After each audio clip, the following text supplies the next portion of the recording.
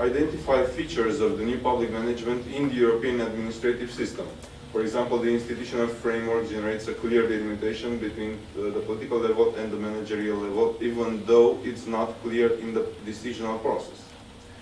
There's a complex administrative system interconnecting on both horizontal and vertical level. There's a constant evaluation of public policies, numerous institutional actors and stakeholders involved in the decisional process, clearly delimiting it from a pyramidal system.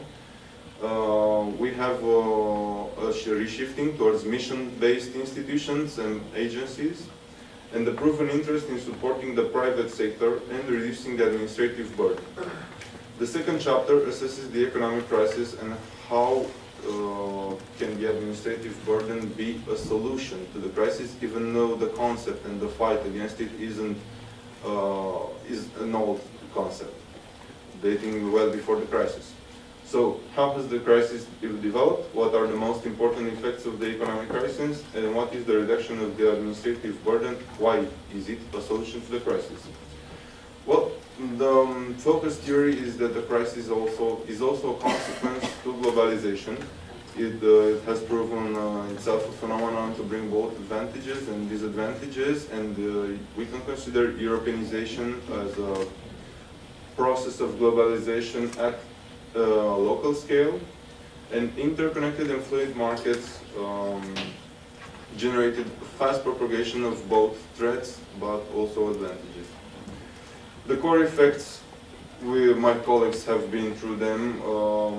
Basically, the focus of the chapter is the report issued by Rapporteur Ines Vaidere, focusing on both economical, political and social effects. And we ask ourselves, why should we reduce the administrative burden as a solution to the crisis? For the process of counteracting the administrative burden has become well known before the start of the crisis, but the interest increased in after 2008. Hank Cox considers the administrative burden to be the effort required for supplying mandatory information associated under national laws and regulations. Animate and Lucicamatei consider the abundance of regulations and obligations have developed an administrative burden that affects economic outcomes of the private sector, forcing national authorities and international organizations to reduce administrative costs.